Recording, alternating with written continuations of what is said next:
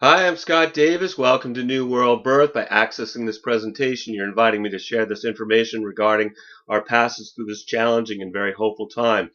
This is the care and feeding of a New World Age report for the Gregorian date of March 20th, 2012, and One Seed in the Mayan Tzolkin calendar. We'll also discuss the equinox, which is spring in the northern hemisphere and autumn in the southern hemisphere, the Aries new moon, and Mercury retrograding back into Pisces. March 7th is One Seed, which carries the themes of corn, the net overflowing after the harvest, planting, ripeness, sexual maturity, abundance to manifest, connecting with others, the lizard of fertility and growth, germination, children, and family. The seed in the Tzolkin has two primary representations. One is a huge net full of corn, and the other is the lizard, and both of these are symbols of fertility. This is the time to manifest abundance, which has a really wonderful synchronicity about it, because this particular one seed occurs on the spring equinox in the northern hemisphere, which is the time where we plant our intentions for the upcoming year. So later in this report, I'm going to discuss the spring equinox process that I've used to make a conscious request of the universe regarding the intentions I wish to manifest during the upcoming year. But whether you live in the north or the south of the equator, both the themes of planting in the spring and harvest in the fall are represented in the One Seed Tzolkin. So I think it's just really wonderful. Anyway, astrologically, the One Seed Tzolkin begins with the equinox. Spring in the northern hemisphere, autumn in the southern. The equinox chart has the sun merging with Mercury retrograde and Uranus and Aries, which indicates that we're going to experience some unexpected changes during the next 3 months leading up to the solstice on June 20th. This will be a time of dramatic new beginnings. The grand trine of Pluto in Capricorn, Mars in Virgo, and Jupiter in Taurus is breaking up, but still continues to impart its influence on bringing grounded, harmonious energy for expansion, understanding, empowerment, and transformation over the next few months. Retrograde Mars is challenged by the nodes of the moon, and this is really tight. It's within 3 minutes of exactitude, which really speaks of the karma in the equinox chart of overcoming our inner fears that we aren't worthy through unconditional love as we experience this new season. So on March 20th, it's One Seed, which is about unity being experienced through planting seeds and making new connections. On the equinox, which is in the north, it's spring and it's new beginnings. In the south, it's the harvest as we come into autumn.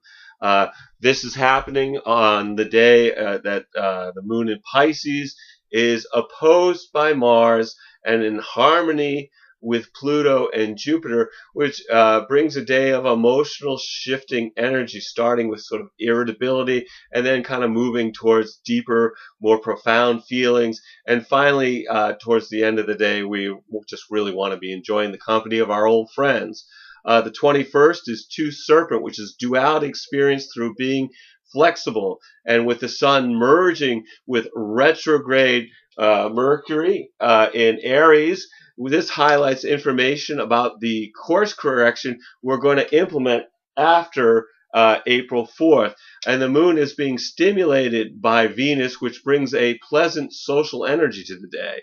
And then on March 22nd, we have three transformation, which is taking action to release what no longer serves us, with the warrior planet Mars being opposed by the wounded healer Chiron, which creates tension in our emotional world and asks us to release our old wounds. This is happening during the Aries new moon, merging with Mercury, the Sun, and Uranus, which brings a strong desire to begin something new with our rational mind, our physical body, and our impulsive spirit all being influenced by our moods.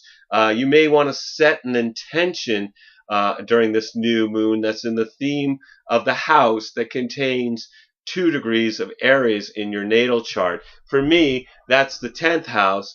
So I'd be setting an intention related to career. The 23rd is for Deer, which is about stability through being of service to others. And Mercury at that point retrogrades back into Pisces. Um, and this will have us integrating who we are as spiritual beings into our future course correction to begin something new after Mercury turns direct on April 4th. On March 24th, we have 5-star. This is about empowerment through being grateful for abundant relationships, with the sun merging with Uranus and Aries, which shines a light and gets us excited about some new situations occurring in our current environment. The 25th is 6 offering, which is about being in the flow through appreciating creation, with the Taurus moon supported by Mars and Pluto and merging with Jupiter, brings courage and confidence, intensifies emotions, and also feelings of generosity towards others. March 26th is 5 Dog. This is about reflection on enjoying family and friends, with the moon merging with Venus and Taurus, which is a very cheerful energy and a good time to get out and socialize. The 27th is 8 Monkey, which is balance through creating new beginnings, with the moon being stimulated by Mercury, Uranus, and the Sun, and challenged by Neptune and Mars, brings a day where emotions move through a desire for expression to slipping into daydreams, to feeling restless, to feeling irritable, to finally just reflecting on the whole day. So, and then on March 28th, it's 9 Road in the Tzolkin, which is about patience through giving back to your community. And this day has no significant aspects, so it really makes it a good day to relax and integrate all the changing information and recent new experiences that we're having.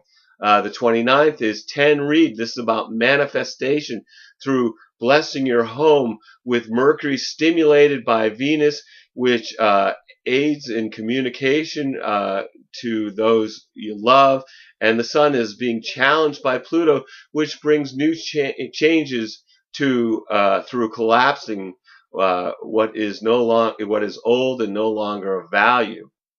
And then on March 30th, we have 11 Jaguar. This is resolution through being in nature, with the moon being challenged by Uranus and the Sun stimulated by Mars and Jupiter and opposed by Pluto. This leads to a moody day that shifts from impatience to wanting to work independently, to having profound feelings, to having tension brought to the surface, and then finally having more, wanting to have more congenial experiences. And then on the 31st, we have 12 Eagle. And 12 Eagle is about understanding through seeing from a higher perspective, with the moon in Cancer receiving support from Mercury and challenged by Saturn, which brings a strong desire to talk about our emotions, and then later sort of these feelings of loneliness. April 1st, the beginning of April, is 13 Wisdom, which is movement to the next stage through being reflective. And that day we have the moon in harmony with Venus and supported by Uranus, which brings a desire to be with those you love, but also has you kind of craving a little bit of excitement and something different. I think many of us have been struggling with this particular Mercury retrograde cycle because it occurs over 2 signs, and we have a lot of this Aries energy with the equinox and the new moon during this trecena, and we have Mercury merging with Uranus 3 times during this retrograde phase, which gives us like this great energy to fly into the future whenever we have this Mercury Uranus conjunctions that happen on the 5th, the 18th, and then again April 22nd. So a lot of energy to move into the future and begin something new. But with Mercury moving back into Pisces, there's all these background thoughts that there's something that needs to be completed before we move forward finally into something new. Um, and also we've got Mars and Saturn are both still retrograde. So it's kind of really a difficult time to begin anything new on the physical plane. Later, I'm going to talk about planting seeds, which is different than actually initiating something on the physical plane. But anyway, this retrograde, has so much Aries and then retrograding back into Pisces. So it really has this feeling of being like all dressed up with no place to go, or as if you're getting on the expressway to go on the adventure and you're sitting there wondering if you left the oven on at home. It can be very uncomfortable, and and so I kind of recommend just holding off on really initiating anything new and using this time more to reflect and integrate this energy on a spiritual level. And then after April 4th, and particularly after uh, April 22nd, where Mercury will be conjunct Uranus, so on the 23rd and on, there's just going to be no way to hold back from leaping into a new adventure with both feet going forward.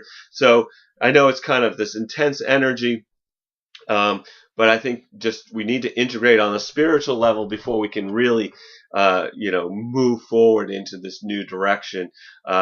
So once Mercury's moving forward again, and Mars will be going forward on the 14th of March as well. Of April. So there's really this real uncomfortable energy, but I think that we're going to move past it, and once we do, all the things that we want to develop right now will have a lot more energy to do so. That being said, one of the things I want to talk about is this being the seed trecena and the equinox. I thought I'd share this technique that I learned from Barbara Hand Clow regarding setting an intention for manifestation over the next year. And in the north, the astrological new year begins when the sun enters 0 degrees Aries, and this will occur on March 20th. So if you live south of the equator, you may want to implement this technique in September when spring begins for you. The idea is that we're going to use the seasons to move our intentions through 4 stages. And in the spring, we plant the seeds of our new ideas. And then during the summer solstice, we birth these ideas into physical form. And then in the autumn, we figure out what's working and create balance by weeding out the things that aren't working or that we're really no longer interested in. And then from the winter solstice to the spring equinox, we reflect on our creations and contemplate how they've impacted the intentions, the impact of our intentions on other people. During spring, I write down 3 intentions. Usually one's about career, one is about love, and one is about either like a personal or spiritual growth goal that I have. And I word them as if they've already manifested. For instance, one of this year's intentions, one of my 3 intentions for this year is that I'm happy and grateful that I now live comfortably on the resources provided me by following my fascinations and sharing my creativity, experiences, and knowledge with others. I then follow a outline for planting these intentions that's described in Barbara Hand Clow's book, The Alchemy in 9 Dimensions, which is to visualize these intentions happening in my life. So I'm seeing myself researching topics that I'm interested in and interacting with others by being creative, which includes for me writing and playing music along with writing and recording these videos, and then also discussing events and the stories that are my life and giving readings to people who invite me to provide information regarding how they might better navigate their lives and of course receiving compensation for all these different efforts. Then I place these intentions as visualizations behind my third eye, and I just hold them there. And once there's really clarity in the image of my third eye, I then move that intention back to the back of my skull, close to right where the neck meets the skull, and I hold the image there as if it's being projected on a movie screen until it really crackles and becomes electrified. And then I move on to the next scene in the visualization, taking it from the third eye back to the back of the skull. And once I've completed this process for the three scenes in my intention that I'm trying to manifest, I release it and I forget about it. Uh, and but I have the intentions written down so that I can check back with them at different points during the year. Particularly, I check with them during the changing seasons to move the intention to its next phase. And I found that this has been very, very effective when it's aligned with the seasons. So, however you plan to celebrate your equinox, please take some time out to be in the flow of the planet by being in nature, watching the sunrise or sunset, communing with the stars, being conscious through of the moment through introspection, meditation, or being with somebody you love. Every single day we have is a blessing, no matter what the dramas are that beckon to distract us. We're all here giving the performance of our lifetime on this world stage. But just take some time out to observe the play as well as act your part. Because remember, you are a spiritual being having a human experience. I want to thank you from the bottom of my heart. Seriously, I want to thank you for checking out New World Birth. The next segment of Care and Feeding of a New World Age will be on March 20th for One Earth in the Tzolkin. We'll also be discussing the Libra full moon, and both Mercury and Mars will be turning direct. Woohoo! And Pluto turns retrograde, and Venus moves into Gemini.